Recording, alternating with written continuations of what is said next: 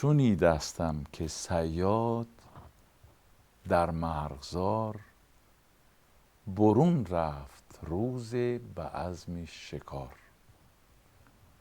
یکی قمری را بر سر شاخ دید، کمان را برآورد و زی برکشید. چو قمری نگه کرد به بالای خویش، یکی باشه دید در هوا چند پیش. بگفتا به بالا پرم باشه است، به پایان صیاد تیری بشه است. به حق خدایم محمد رسول، دعای منی مشت پر کن قبول. چو قمری بگریست نزد خدای، دعایش چنان شد مستجاب. یکی از قضا مار آمد پدید، پسی پای صیاد را محکم گزید. صیاد بلرزید و ز دستش خطا رفت تیر، که بر سینه باشه شد جایگیر.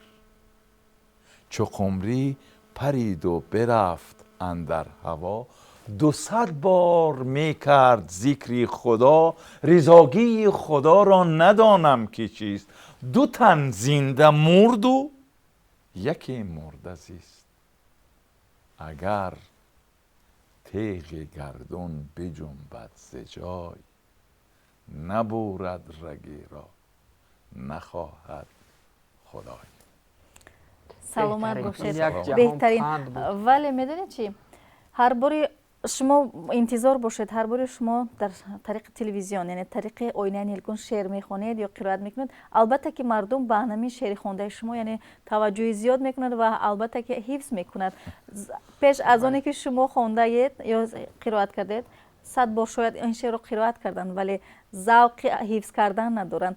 شما چگونه یعنی میتوانید به مردم برسانید یا شاید شعرخوانی رو خیلی زیاد میکنید که مردم شما رو دیده ذوق برند و شعر بسیارتر حفظ کنند یا که شعر ازیاد کنند؟ بله خب یعنی بیشتر احتمالاً من خیلی میفهمم از چرا منم اینا میبینم، چرا میگون که فرض کردم این شعر اگر چند جای دیگه خوانده میشد شاید به گوش اونها نمیرسید.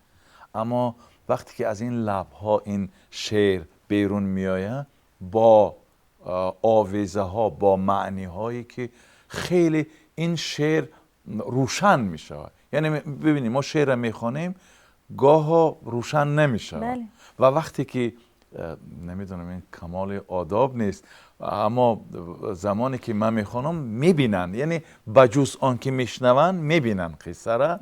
برای همینم زود میخوان که من بسیار دیدم که میگن نوشته نمیتین همین شعر، فلان شعر نوشته نمیتین. مثلا همین شعر مادر فرشته بود چقدر بله و بعد قرائت من و قرائت های علاهیده هم هست، مثلا در واخوری ها در خیلی مثلا می نویسن ثبت میکنن میگیرن و بعد من میبینم که میخوانن. یک شعر دیگه بود پدری با پسر گفت بقر. من در ناگفته نمونه در وقتی نواربرداری های فیلمی سیاره رنگی وز میکنه در اوگوک در قانچی دیوشتیج نام دارن امروز یعنی در دهه دوردست اوگوک که مثلا ساعت ها طول میکشه تا اونجا رفتن، در مکتب واخوری شد از با استفاده از آن که ما هستیم با طلبه های مکتب واخوری تشکیل کردن. ما رفتیم خب صحبت کردیم از خیر و از شر گفتیم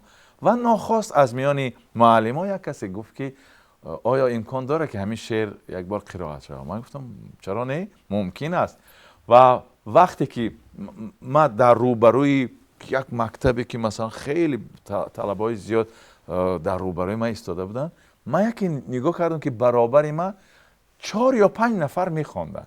یکی دیدم از این طرف کسی قوش شد و میدانست لباش میجنبید و چند نفر از طرف دست چپ و من گفتم خیلی این 1 سال دورتر مثلا هرچی بله و من گفتم خدا رو شکر که این شعر به این بهانه مثلا دهانی مردم رفته است، از مثلا از قفس رها شده است و مثلا به زبان و دهان مردم گذشته است که این باعث افتخار است.